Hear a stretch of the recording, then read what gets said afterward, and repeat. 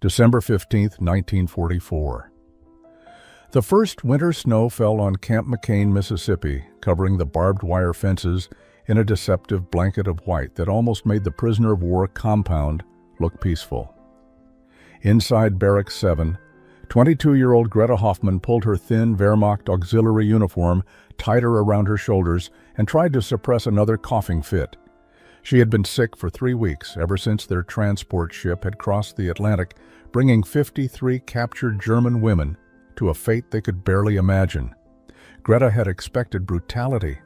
Every woman in her unit had been told stories about American savagery, about how prisoners were tortured and starved.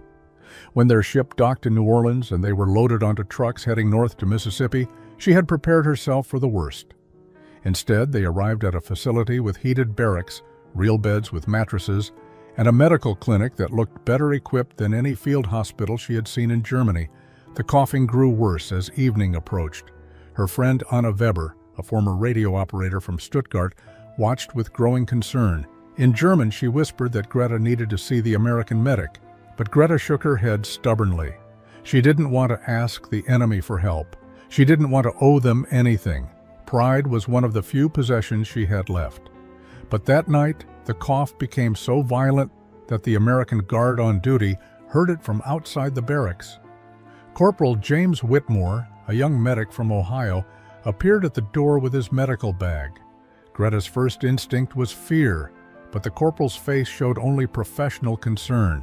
Through a translator, he asked about her symptoms, listened to her chest with a stethoscope, and then did something that would change not just Greta's perception of Americans, but that of every woman in the camp.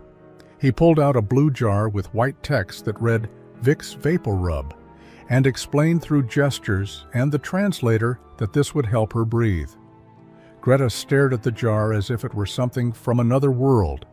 The container itself was sturdy, clean, and full to the brim with a pale ointment that smelled of menthol and eucalyptus. In Germany, medicine had been scarce for years. Soldiers got priority, and even they often went without. Civilians and auxiliary personnel like herself had learned to suffer through illness with home remedies and hope. The corporal showed her how to apply the ointment to her chest and back, and the translator, a German-American private named Friedrich Weber, explained that she could use it as often as she needed. As often as she needed. Those words hung in the air like an impossible promise. The medic then did something even more shocking. He left the entire jar with her, placed it on her small bedside table, and told her through the translator that if she needed more, the medical clinic had plenty in stock. Plenty in stock. Greta lay awake that night, the soothing vapors of the ointment opening her airways, and began to question everything she thought she knew about her enemies. The journey to Camp McCain had taken 17 days by ship and another 2 by train. Greta and the other 52 women had been captured in France during the Allied advance through Normandy. They were communications specialists, clerks, nurses, and logistics personnel who had served the Wehrmacht in various capacities. Most were between 19 and 30 years old, educated, and deeply indoctrinated with Nazi propaganda about American brutality and Jewish influence over their enemies. When they first arrived at the camp, their Wehrmacht auxiliary uniforms were worn and dirty from weeks of travel. They stepped off the transport trucks expecting prison cells, harsh treatment, and the cruelty they had been promised would await any German who fell into enemy hands. Instead, they found themselves in a compound that looked disturbingly well maintained. The barracks were wooden but solid, with glass windows that actually had all their panes intact. The grounds were organized and clean. Captain Helen Morrison, one of the few female officers assigned to oversee the facility, met them at the processing center. She was a tall woman with auburn hair pulled back in a tight bun, her uniform crisp and professional. Through the translator, she explained the camp rules in a tone that was firm but not unkind. They would work during the day at various tasks around the facility. They would attend roll call twice daily. They would be provided with 3 meals and access to medical care.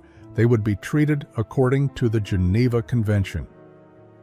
The women exchanged confused glances. This was not what they had been prepared for. Anna Weber, standing beside Greta, whispered that perhaps this was a trick, that the Americans were lulling them into false security before the real treatment began.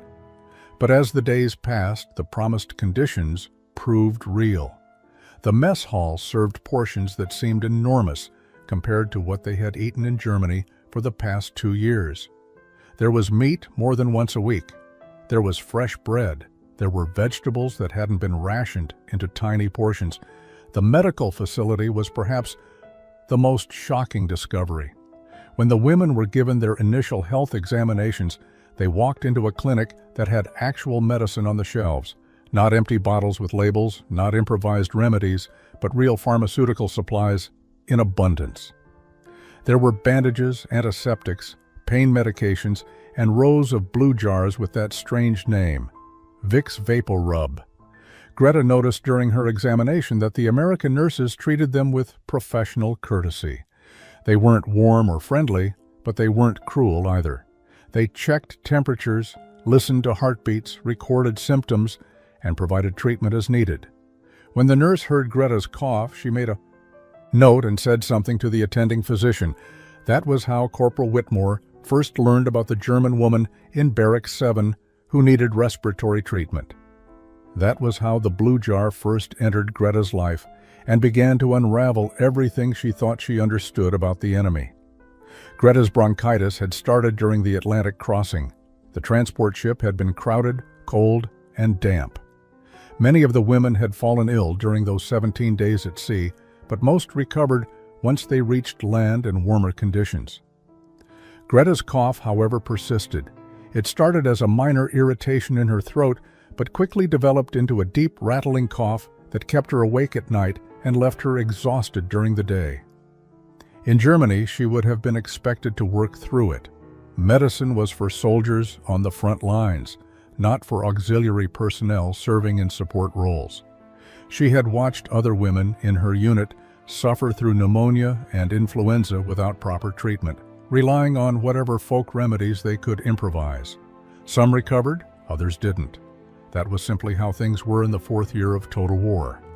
But here in Mississippi, in this American prisoner of war camp, the guards actually seemed concerned about her health. The first time a guard heard her coughing and reported it to his superior, Greta assumed she would be punished for weakness or perhaps isolated to prevent spreading illness to others. Instead, within 2 hours, Corporal Whitmore arrived at her barracks with his medical bag. The young medic couldn't have been more than 25 years old. He had sandy brown hair, wire-rimmed glasses, and a gentle manner that seemed completely at odds with Greta's image of American soldiers. Through the translator, he asked questions about when the cough started, whether she had fever, if she experienced pain when breathing. His questions were thorough and professional, the same questions any German doctor might have asked. What happened next made Greta's eyes widen with disbelief. The corporal pulled out that blue jar and explained that this medicine would help her symptoms. He demonstrated the application, showing her how to rub the ointment on her chest and back, explaining that the vapors would help open her airways and ease the coughing. Then he simply left the entire jar with her. He didn't measure out a single dose. He didn't make her sign for it or promise to return it. He just placed it on her bedside table as if medicine were so abundant in America that a full jar could be given to an enemy prisoner without a second thought. Anna watched the whole interaction from her bunk across the narrow aisle. After the corporal left, she came over to examine the jar more closely. The container was made of thick glass with a metal lid that sealed tightly. The label was printed in multiple colors with clear instructions in English. Inside, the pale ointment filled the jar completely. Anna touched the smooth glass surface and whispered in German that this single jar probably contained more medicine than their entire unit in France had possessed during the final months before capture. That first night with the Vicks VapoRub changed something fundamental in Greta's understanding of her situation. She followed the corporal's instructions, applying the ointment to her chest before bed. The initial sensation was intense. The menthol created a cooling heat on her skin that felt strange and powerful. Within minutes, the vapors rose toward her face, carrying that distinctive eucalyptus scent that would forever be linked in her memory with this moment of unwilling gratitude. The effect was almost immediate. Her airways opened. The tight feeling in her chest eased. For the first time in weeks, she could breathe deeply without triggering a coughing fit. She lay in her bunk, feeling the vapors work their way through her respiratory system, and found herself facing an uncomfortable truth. The enemy she had been taught to hate was treating her illness with more care and better medicine than her own government had ever provided. The other women in the barracks noticed the change in Greta's condition by morning. Her cough was still present, but noticeably improved. More importantly, she had slept through most of the night, instead of keeping everyone awake with her hacking. During the morning roll call, several women asked what the American medic had given her. Word spread quickly through all 3 barracks that housed the German women prisoners. By the 3rd night, 5 other women had developed various respiratory complaints and requested to see the medic. Anna teased Greta that half of them were probably faking symptoms just to get their own jar of the miracle American medicine.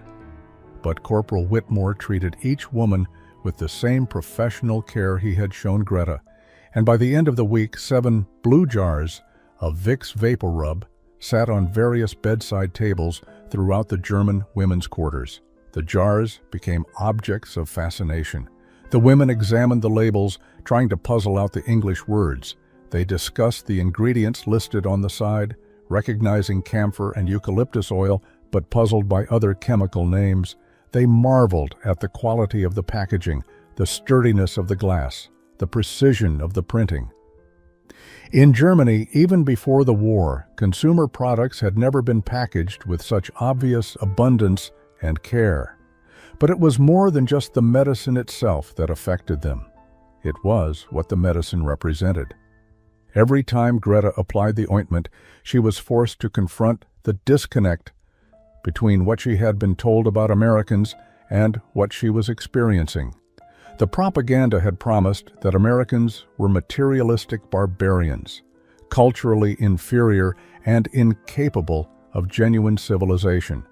Yet these supposedly barbaric enemies had medicine to spare for prisoners, while the culturally superior Reich couldn't provide adequate medical supplies for its own people. The cognitive dissonance was painful. Greta found herself lying awake even after her cough improved, staring at that blue jar and wrestling with implications she wasn't ready to fully accept.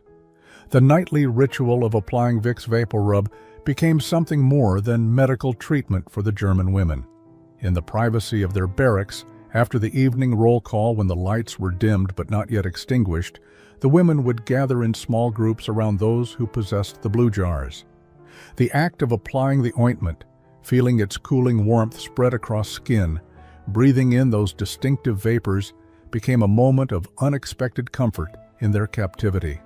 For Greta, the scent triggered memories she had tried to suppress. Her mother had used eucalyptus oil when Greta was a child, boiling it in water to create steam for treating winter colds. The smell brought back images of her childhood home in Bremen, of her mother's gentle hands, of a time before the war consumed everything. She found herself crying silently one night as she applied the ointment, mourning not just for her lost home, but for the innocence of believing her country was righteous and good. Anna noticed how the other women responded to the medicine. Some applied it even when they weren't sick, just to smell that comforting scent. Others asked to borrow the jars from those who had them, creating an informal sharing system that the American guards observed but didn't interfere with. The ritual became a way of maintaining something human and tender in an environment that should have been harsh and dehumanizing. Lieutenant Sarah Chen, a Chinese-American officer who supervised the women's work details, reported to Captain Morrison that the German prisoners seemed calmer and more cooperative since the medical treatments began. What she didn't realize was that the blue jars had become symbols of a cognitive crisis. Every application of that American medicine forced the women to question the propaganda that had shaped their entire adult lives. One evening, a woman named Helga Schmidt began crying as she applied the ointment. Through her tears, she told the others about her younger brother, only 14 years old, who had died from pneumonia the previous winter in Hamburg. There had been no medicine available. The doctors could do nothing. Her mother had tried every folk remedy she knew, but the boy died anyway, struggling for breath in their freezing apartment while American bombers circled overhead. Now Helga sat in an American prison camp with more medicine on her bedside table than her entire neighborhood in Hamburg possessed. The injustice of it, the cruel irony, was almost unbearable. Yet she couldn't hate the Americans who had given her this medicine. She couldn't reconcile her genuine grief for her brother with her growing understanding that her own government had failed him far more completely than any enemy. Bomber. The women began to talk more openly about such contradictions during these evening moments. The scent of menthol and eucalyptus became associated with whispered conversations about doubt, about guilt, about the slow, painful process of questioning everything they had once accepted without thought. The blue jars sat on their tables like small monuments to the power of ordinary kindness to undermine extraordinary hatred. None of them fully understood yet where this recognition would lead them. By the end of December, the blue jars had multiplied throughout the women's barracks. What started as legitimate medical treatment had evolved into something more complex. Women who had no respiratory issues began complaining of minor aches, requesting to see the medic, hoping to receive their own jar of the miraculous American remedy. Corporal Whitmore, no fool, recognized what was happening, but chose to interpret it generously. If enemy prisoners wanted medicine, he reasoned, it indicated they were beginning to trust American care rather than fearing American cruelty. The sharing extended beyond the barracks. During work details, when the German women labored alongside each other in the camp laundry or kitchen, they would discuss the ointment as if it were some kind of magic potion. Greta overheard two younger women, barely 20 years old, debating whether the medicine was what made Americans so confident and prosperous. Perhaps one suggested seriously, if Germans had access to such products, they too would have won the war. The comment, though naive, revealed how profoundly the simple act of providing medicine was reshaping their understanding of the conflict. They had been taught that Germany's superior culture and racial purity would guarantee victory. Yet here they sat, defeated, being treated with more dignity and supplied with better medicine than they had ever received from their own supposedly superior civilization. The cognitive dissonance created by a jar of mentholated ointment was proving more powerful than any propaganda countermeasure could have achieved. Anna Weber had begun keeping a journal, writing in tiny German script on scraps of paper she collected from the camp office where she worked as a clerk. She described the blue jars in detail, trying to capture for some future reader the strange emotional weight these objects carried. She wrote about how the women had started calling it the American Miracle Cream, and how they treated their jars with an almost religious reverence, keeping them clean, closing the lids carefully, rationing their use to make them last longer, even though Corporal Whitmore had told them through the translator that supplies were unlimited. Unlimited. That word haunted many of the women. In Germany, nothing had been unlimited for years. Everything was rationed, controlled, distributed according to party priorities and military necessity. The idea that America possessed such abundance that medicine could be described as unlimited seemed almost fantastical. Yet the evidence sat right there on their bedside tables, tangible proof that the world was not as they had been taught. The guards noticed the change in atmosphere. The German women were still prisoners, still enemy nationals, but the rigid hostility of their first weeks had softened into something more uncertain. They made eye contact now when guards spoke to them. They asked questions through translators. They smiled occasionally, tentative and guilty smiles, as if afraid that showing any warmth toward their captors constituted betrayal of their homeland. The blue jars had opened a crack in the wall of propaganda, and through that crack, unexpected light was beginning to shine. Corporal James Whitmore had not expected to spend his war as a prison camp medic treating German women. He had registered as a conscientious objector when the draft notice arrived, citing his Quaker faith and his deeply held belief that killing another human being was morally wrong regardless of the cause. The draft board, accustomed to such claims, had designated him for medical service. He could serve his country, they ruled, without violating his conscience by carrying a weapon. He arrived at Camp McCain in September of 1944, 3 months before the German women prisoners. His duties had previously involved treating American soldiers for routine ailments and injuries. When Captain Morrison informed him that female enemy prisoners would soon arrive and would require medical supervision, he felt a complicated mixture of apprehension and curiosity. He had never met a German person, had never spoken to anyone who had actively served the Nazi regime. His first encounter with Greta changed his perspective immediately. He saw not an ideological enemy, but a sick young woman who needed medical care. His training had been clear on this point. The Hippocratic obligation to treat illness transcended politics, nationality, and even the state of war. When he examined her and heard the congestion in her lungs, his response was automatic and professional. She needed respiratory treatment, and he had the medicine to provide it. What surprised him was how much the simple act of providing medicine seemed to affect the German women. He had expected them to accept treatment grudgingly, with the sullen resentment of defeated enemies. Instead, he witnessed something closer to shock, as if the concept of receiving adequate medical care was foreign to them. This puzzled him, until he spoke with Friedrich Weber, the German-American translator, who explained that medicine had been severely rationed in Germany for years. Most civilians and even military auxiliary personnel had little access to modern pharmaceuticals. This revelation troubled Whitmore deeply. He had grown up in a small town in Ohio where the local pharmacy was well stocked with remedies for every common ailment. His mother had always kept Vicks VapoRub in the medicine cabinet for winter colds. The idea that an entire modern nation had been reduced to such scarcity while still prosecuting an aggressive war across multiple continents spoke to priorities that Whitmore found morally incomprehensible. How could a government claim to serve its people while denying them basic medicine? He began to see his medical treatment of the German prisoners as more than just professional duty. It was, in a small way, a demonstration of what values he believed were worth fighting for, even if he couldn't fight with weapons. Every jar of Vicks VapoRub he dispensed was a statement that human dignity mattered more than national enmity, that care for the sick was an obligation that transcended the boundaries of war.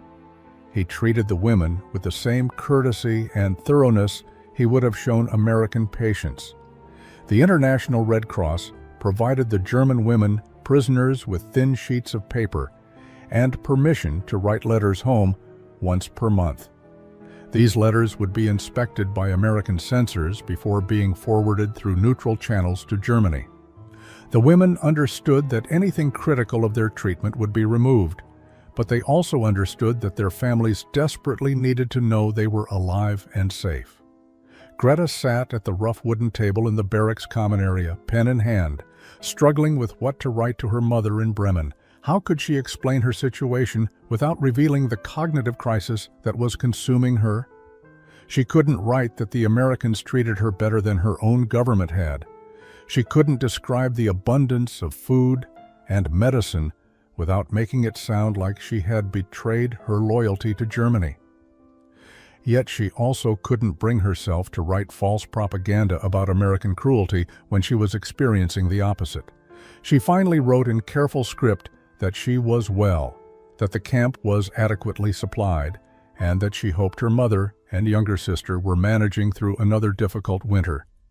She mentioned that she had recovered from her cough thanks to medical treatment, but she didn't specify what kind of treatment or how readily available the medicine had been. The letter felt hollow and dishonest, but she couldn't see how to write anything more truthful without creating problems for herself or her family.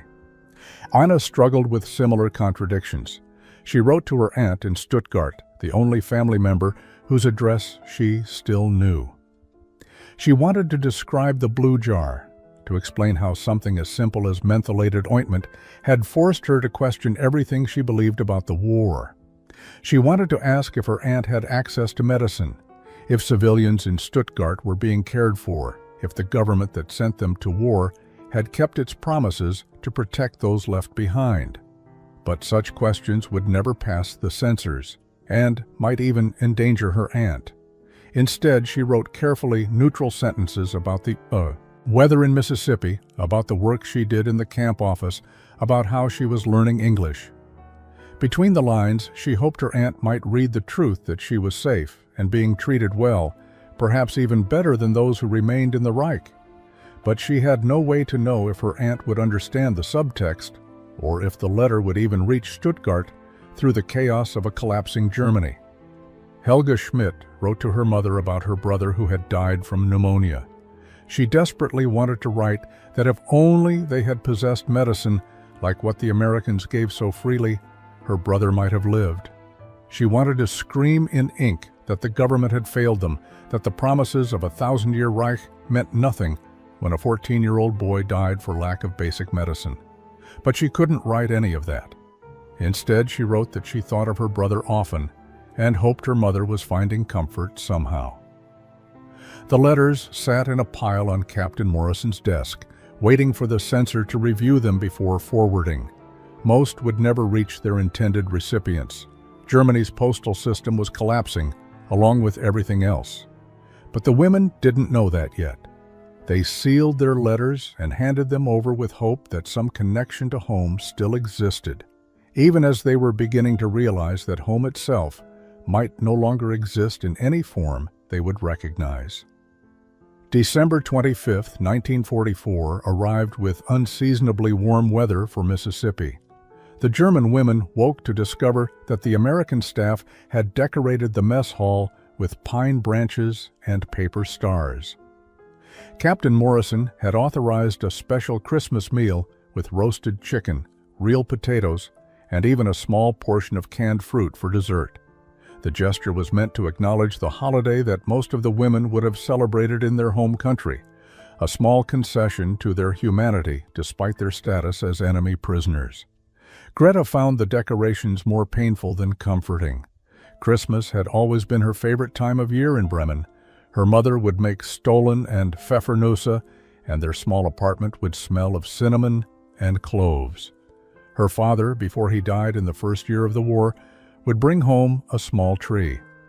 Those memories belonged to a different world, one that seemed impossibly distant from her current reality as a prisoner in Mississippi, eating Christmas dinner provided by the enemy. That evening, after the meal, she returned to the barracks and applied her Vicks VapoRub, even though her cough had long since healed.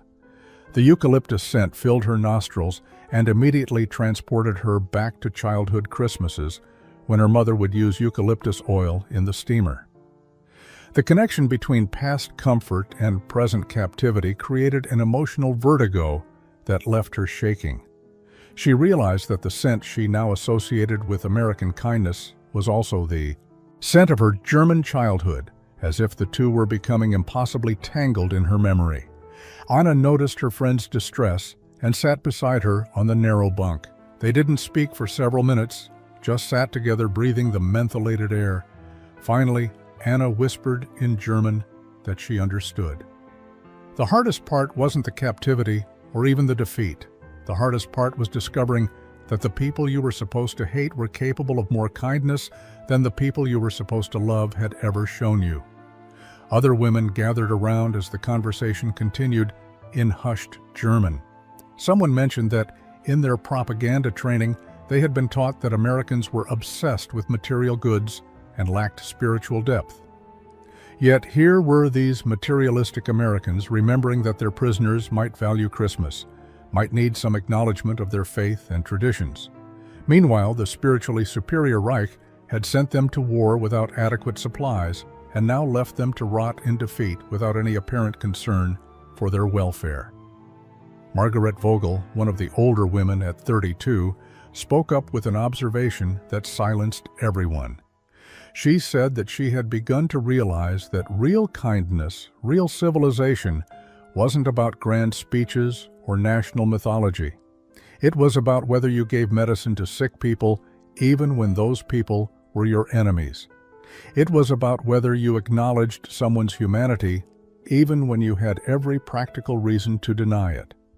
By that measure, she said quietly, perhaps they had been serving the wrong side all along. The words hung heavy in the air, mixing with the eucalyptus vapors. No one contradicted her. Several women began crying silently. The blue jars sat on their tables like small altars to a truth they were finally beginning to accept, a truth that was both liberating and devastating in equal measure.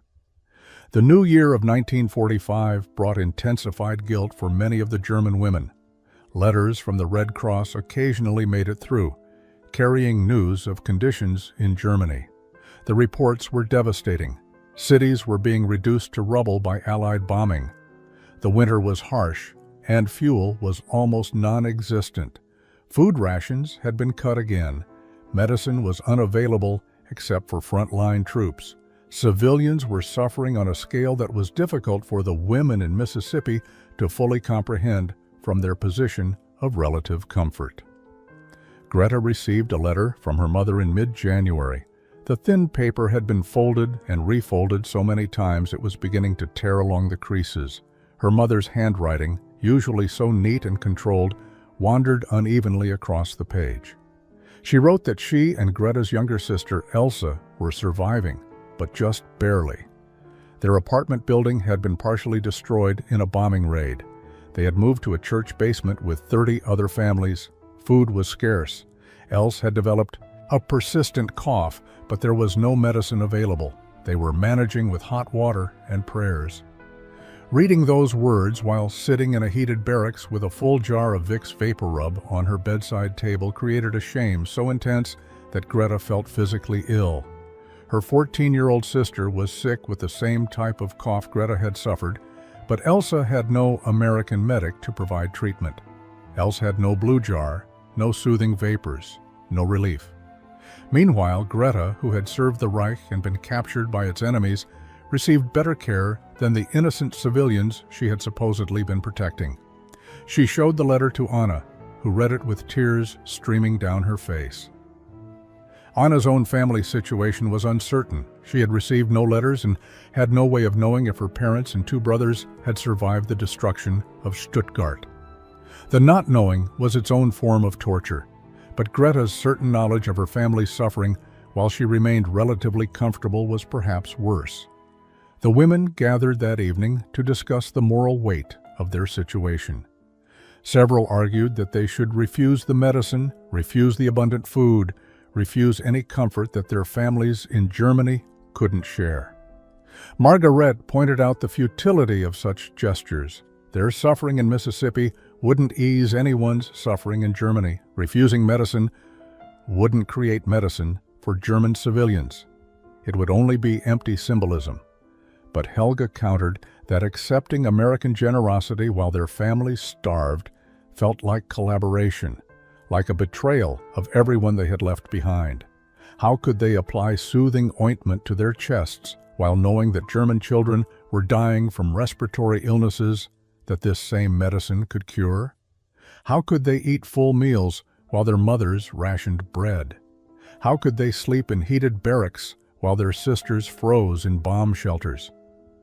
The discussion continued late into the night, unresolved because it was fundamentally unresolvable. They were trapped in a moral paradox created by forces beyond their control. February of 1945 brought news that accelerated the collapse of everything the German women had been taught to believe. Allied forces were advancing rapidly through Germany itself.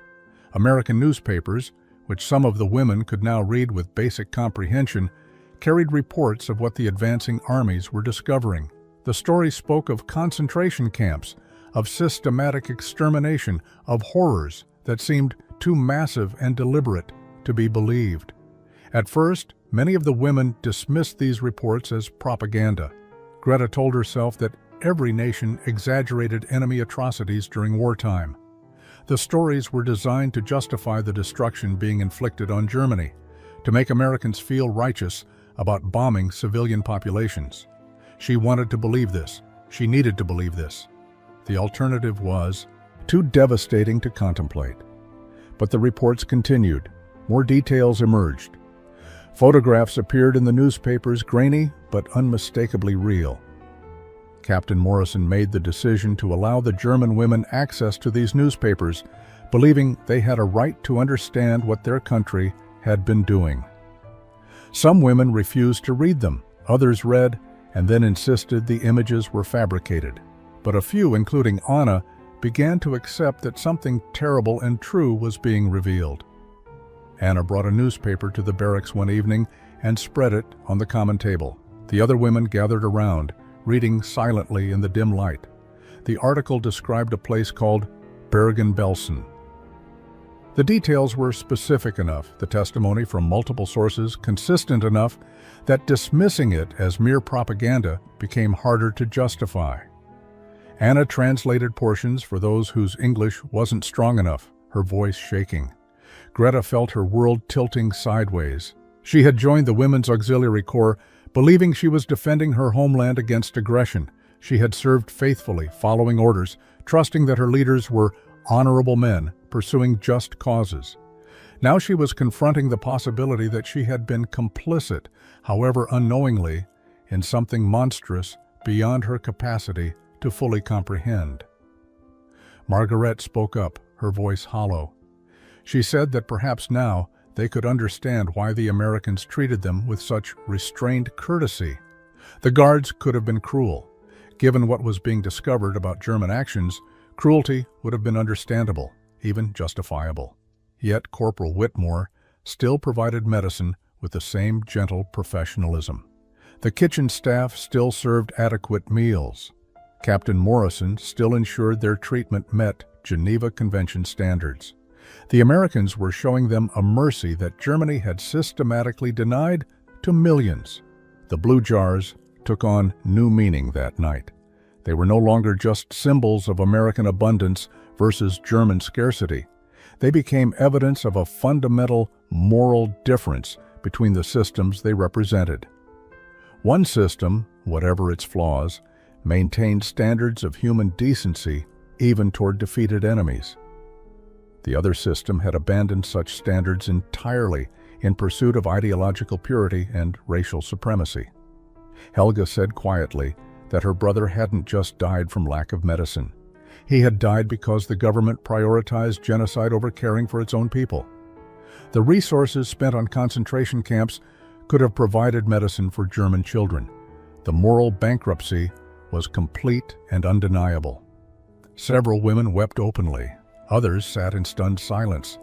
The propaganda had collapsed, and beneath it lay a truth too painful to bear, yet impossible to deny. As winter gave way to early spring, Greta found herself taking on an unexpected role within the prisoner community. Her English had improved dramatically through her interactions with Corporal Whitmore and other American staff. She had discovered an aptitude for languages that she never knew she possessed, perhaps because she now had genuine motivation to communicate with people she had once dismissed as enemies, but now recognized as something far more complicated. She began teaching English to the other women during evening hours. What started as informal help with vocabulary gradually evolved into structured lessons. Greta would write English words on scraps of paper, using the German translations to explain meanings and usage.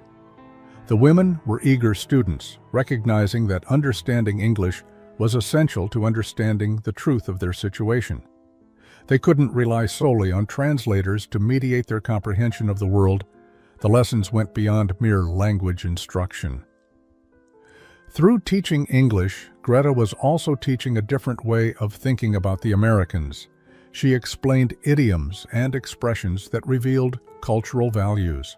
She discussed how Americans spoke about freedom and individual dignity, concepts that had been subordinated to collective identity and state authority in Nazi Germany.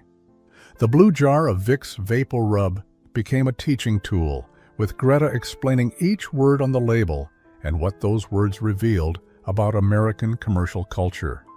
Anna joined as a co-teacher, focusing on helping women who worked in various camp facilities to understand the specific English they needed for their duties. She taught kitchen vocabulary to those who worked in food preparation. She taught administrative terms to those who, like herself, worked in clerical positions.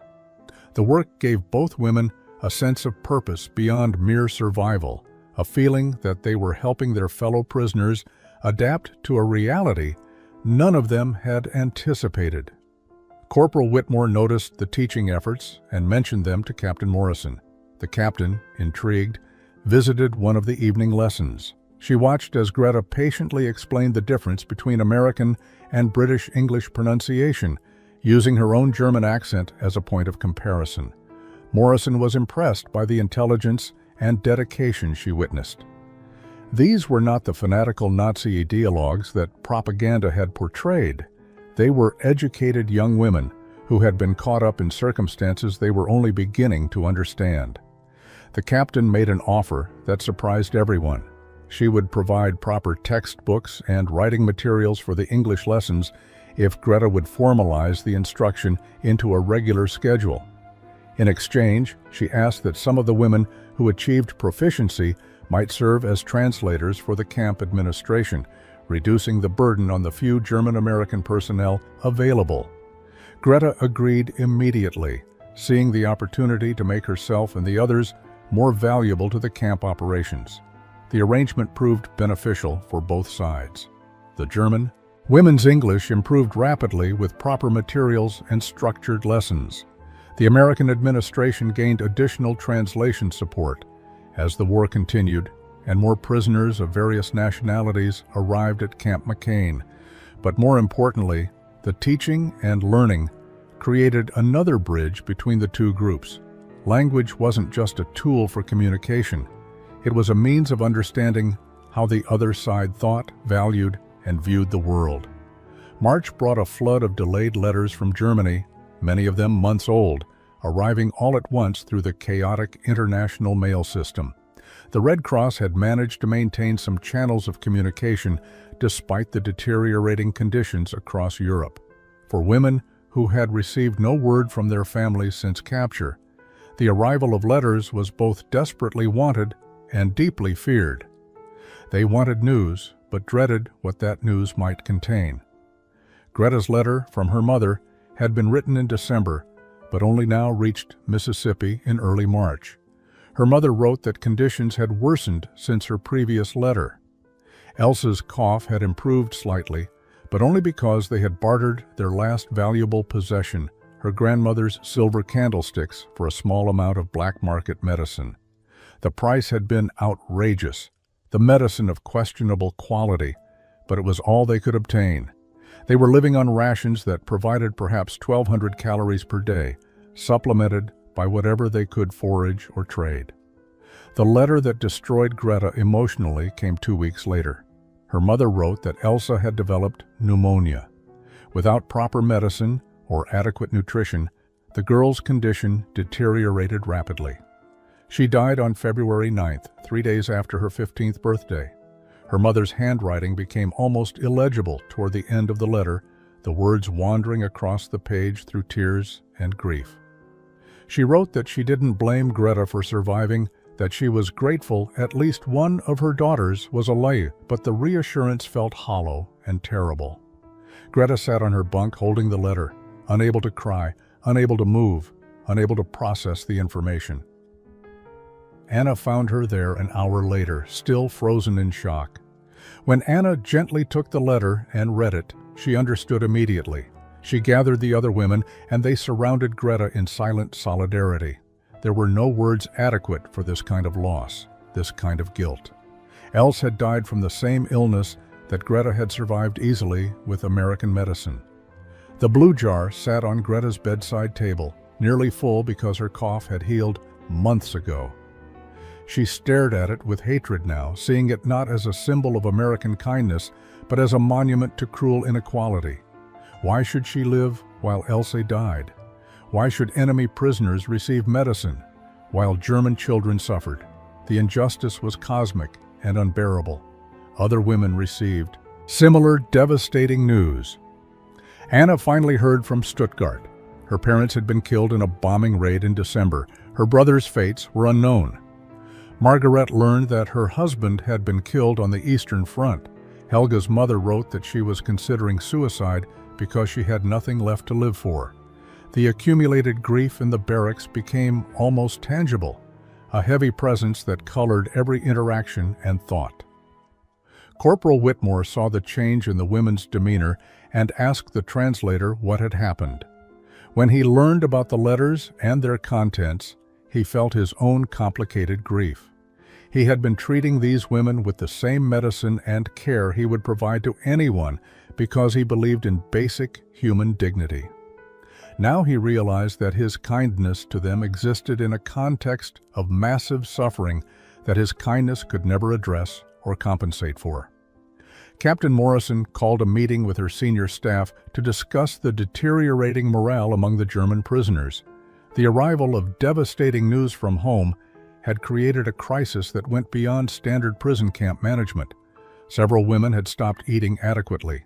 Others had requested to be returned to Germany immediately, even knowing they were being sent into chaos and destruction.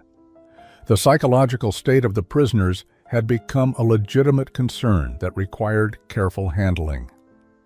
Corporal Whitmore suggested during the meeting that perhaps the women needed acknowledgement of their grief, some formal recognition that their losses were real and worthy of mourning, even though they had occurred to enemy nationals. Captain Morrison initially resisted, worried about the optics of American military personnel expressing sympathy for German suffering while American families were still receiving death notifications from the Pacific Theater. But she eventually agreed to allow a memorial service, non-denominational and brief, where the women could acknowledge their losses. The service was held on a Sunday afternoon in late March. A chaplain from the nearby town agreed to officiate, speaking in English with Greta translating into German. He chose his words carefully, acknowledging the reality of grief without minimizing the legitimate anger many Americans felt toward Germany. He spoke about how war created suffering on all sides, how individual loss was painful regardless of national allegiance, and how the path toward peace would require recognizing the humanity in all people.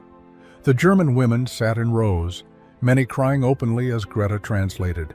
They had been given permission to speak the names of those they had lost. One by one, they stood and named their dead: mothers, fathers, brothers, sisters, husbands, children. The litany of loss continued for nearly an hour. Elsa's name was spoken, Helga's brother, Anna's parents, dozens of others whose deaths had been reported in those terrible March letters. What surprised everyone was that several American guards attended the service. They stood at the back of the room, their presence neither threatening nor intrusive, simply witnessing. Private Morrison, no relation to the captain, had lost his own brother at Guadalcanal. He understood grief even when it belonged to the enemy. His attendance was a gesture that several of the German women noticed and appreciated, recognizing it as an extension of the same basic decency that had provided medicine when they were sick. After the service, something shifted in the camp's atmosphere. The German women's grief had been acknowledged rather than dismissed or minimized. This small act of recognition didn't erase their losses or resolve their complicated guilt, but it did reinforce the lesson that the Blue Jars had begun teaching months earlier. The Americans were fighting a different kind of war than Germany had fought. They could defeat their enemies militarily while still recognizing that those enemies were human beings capable of suffering and worthy of basic dignity. Greta returned to her barracks after the service and looked at the Vicks VapoRub jar with new eyes. It wasn't about the medicine itself. It had never really been about the medicine. It was about what the medicine represented, a system that could maintain moral standards even under the stress of total war. That was the real difference between the two sides, and that difference was more devastating to German ideology than any battlefield defeat could ever be. May 8, 1945, Victory in Europe Day. The news reached Camp McCain through radio broadcasts and excited American personnel celebrating the end of the European War. For the American staff, the day meant relief, joy, and hope that their own deployment might soon end. For the German women prisoners, the day meant something far more complicated and uncertain. Their country had been utterly defeated. Everything they had known was gone. Captain Morrison assembled the German prisoners 3 days later to discuss repatriation procedures. The War Department had issued guidelines for returning prisoners to occupied Germany. Transportation would be arranged, they would be processed through displaced persons camps, and eventually released to return to whatever remained of their homes. The captain's voice was professional, but not unkind as she explained the timeline. Within 6 to 8 weeks, they would begin the journey back to Germany. The announcement created immediate turmoil among the women. Return to what? Many had no confirmed information about whether their families had survived. Those who had received news knew they were returning to cities in ruins, economies collapsed, and a society that would blame them for the defeat. They had been captured, corrupted by enemy influence, and failed to serve the Reich unto death. How would defeated Germany treat returning prisoners who had learned English and accepted American kindness? That evening, the women gathered in the barracks for an intense discussion about their futures. Greta listened as various women expressed their fears and hopes. Some wanted to return immediately, driven by duty to help rebuild or by desperate need to find surviving family members. Others spoke tentatively about the possibility of staying in America somehow, though none knew if such a thing was even legally possible for enemy prisoners. Anna voiced what many were thinking but afraid to say. She pointed out that they had been treated better as American prisoners than as German auxiliary personnel. They had received medicine, adequate food, and basic respect for their humanity. Returning to Germany meant returning to starvation, chaos, and a society that had demonstrated it valued ideology over human life. Why should they rush back to that? Margaret raised the counter-argument. Germany needed people who had seen a different way of life, who understood that the Nazi ideology had been morally bankrupt. They could help rebuild with new values, new understanding. Running away to comfortable captivity in America would be abandoning their responsibility to create something better from the ruins. Their experience here had taught them valuable lessons that Germany desperately needed. Helga spoke bitterly about responsibility. Where had been Germany's responsibility to her brother when he died from lack of medicine? Where had been the Reich's responsibility to care for its people? She owed nothing to a country that had taken everything and given nothing but lies in return. If America would allow her to stay, she would stay without guilt or regret. The debate continued without resolution because there was no clear answer. Each woman faced a deeply personal decision about identity, loyalty, duty, and survival. The blue jars sat on their bedside tables, silent witnesses to a transformation that had begun with simple medicine and culminated in this moment of impossible choice. Within a week of Captain Morrison's announcement, a petition began circulating among the German women. It was written in careful English, drafted by Greta with input from Anna and several others. The petition requested permission to remain in the United States rather than accept immediate repatriation. It acknowledged their status as enemy prisoners, but argued that circumstances in Germany made return impractical and potentially dangerous for women who had been exposed to American values and treatment. 28 of the 53 women signed the petition. The other 25 chose repatriation. Their reasons varied and deeply personal.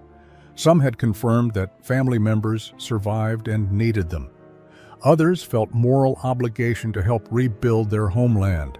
A few simply wanted to return to familiar language, culture, and landscape, despite the devastation. The decision divided the prisoner community, creating tension between those who saw staying as betrayal and those who saw returning as foolish martyrdom. Captain Morrison forwarded the petition to her superiors with her own recommendation. She argued that the women who wished to stay had demonstrated genuine transformation and could serve as positive examples of successful denazification. Moreover, forcing them to return to a society that might punish them for their Americanization seemed counterproductive to stated Allied goals of creating democratic values in post-war Germany.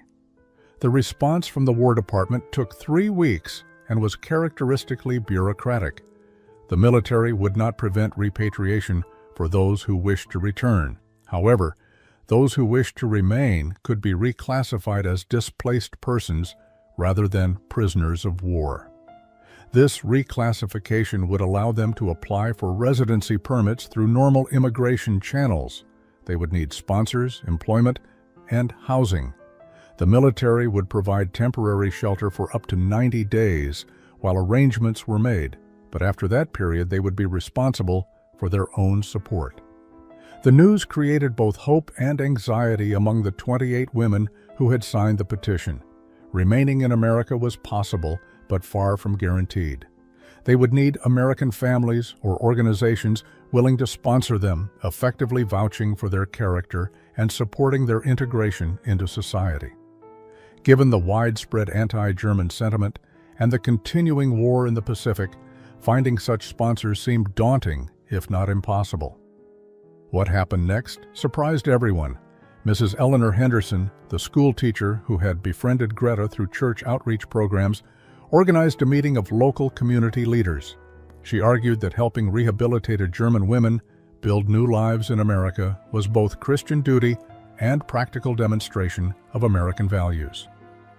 Her advocacy, combined with testimonials from Captain Morrison and Corporal Whitmore, persuaded several families to offer sponsorship. Greta received sponsorship from the Henderson family themselves. They offered housing, assistance finding employment, and guidance navigating American society. Anna was sponsored by a Lutheran church group in a nearby town.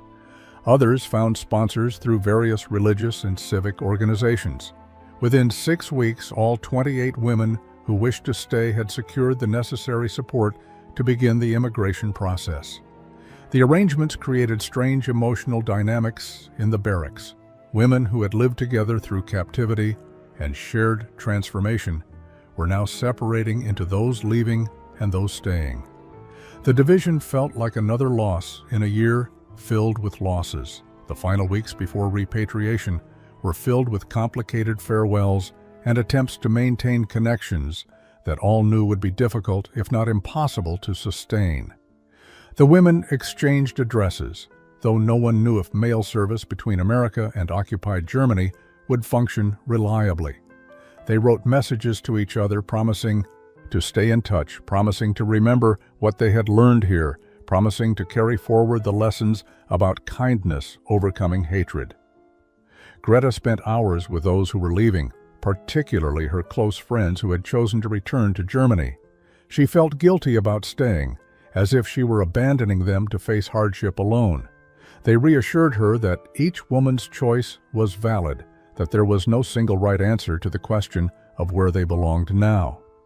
One friend told her that she was grateful someone would remain in America to serve as proof that German women could change, could integrate, could become something other than what Nazi ideology had tried to make them. The 25 women preparing for repatriation had their own complicated feelings about Greta and the others who stayed. Some genuinely understood and supported the decision. Others felt it was a betrayal of German identity and duty. But even those who felt betrayed recognized that the bond created by their shared experience transcended their disagreement about what to do next. They had all been transformed by those blue jars and what they represented. Corporal Whitmore made a gesture that moved many of the women to tears. He assembled small care packages for each woman being repatriated, containing basic medical supplies including, prominently, a jar of Vicks VapoRub.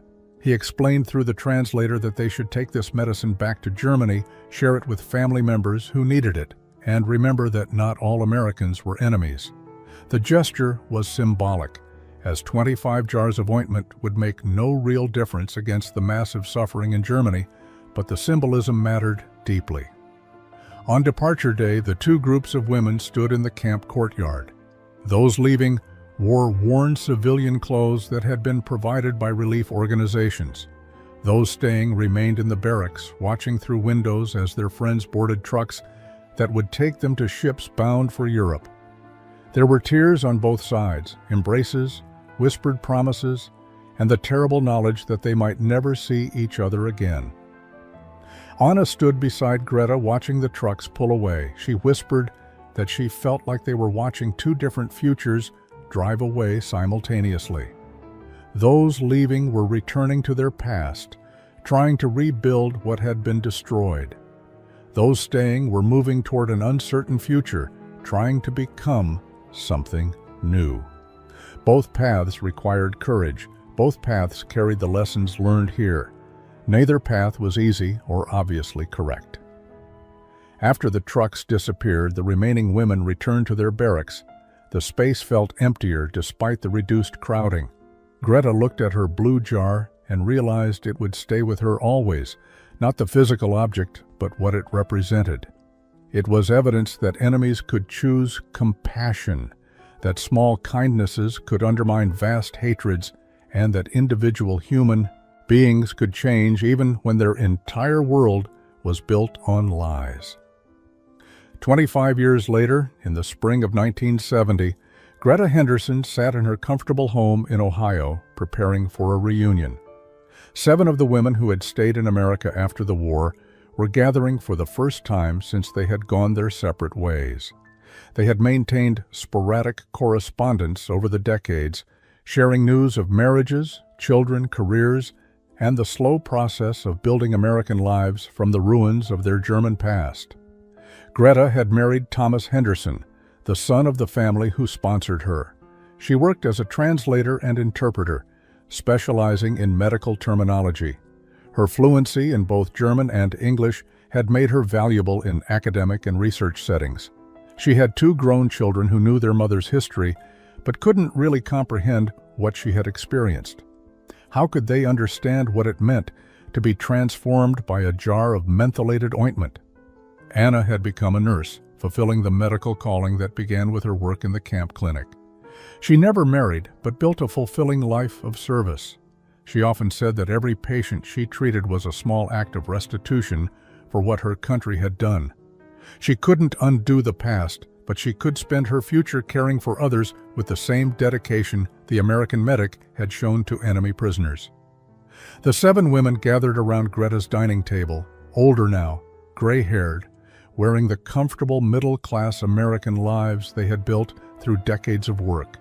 They spoke in English now, their German accents faded, but never entirely gone.